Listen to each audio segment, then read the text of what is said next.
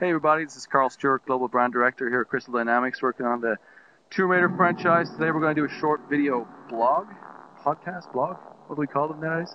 A vlog? I think is what it's called.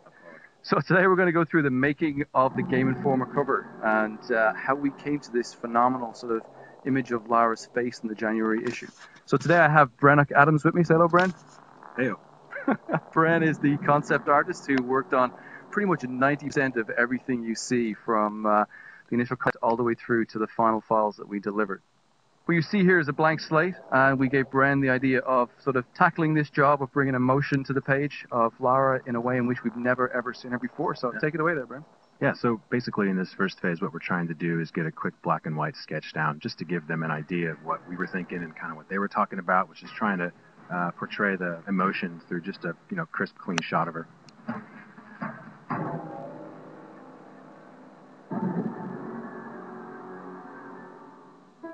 What you see here is some of the color palettes, and you really tried to push Lara as hard as possible, didn't you? I did, yeah. Maybe possibly a little too far.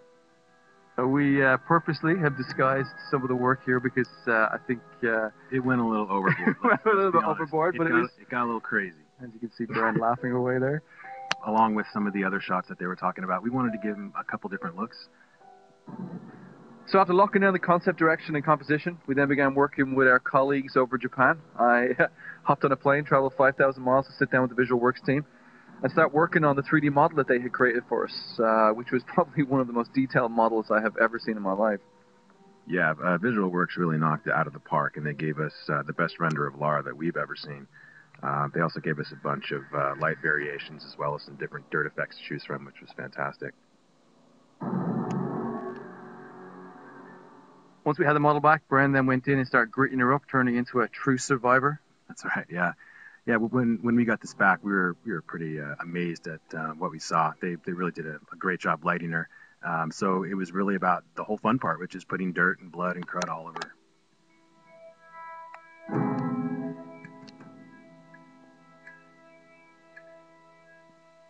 So, whilst Bren was working away here at the studio on the main portrait, we had our agency in LA, Petrol, start working on compiling the working files, laying everything out, and that massive job of building out that background.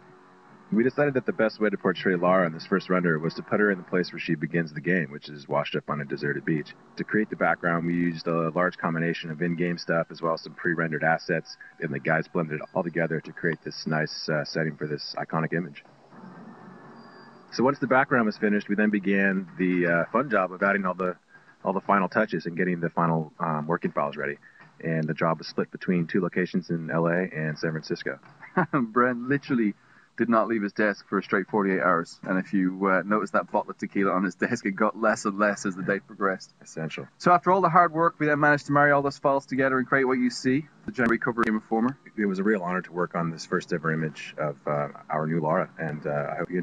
So thanks to all the teams at Visual Works in Japan, Petrol in LA, and the teams here at Crystal Dynamics for all the time they spent working on this awesome piece of art. Until next time, see you soon. Later.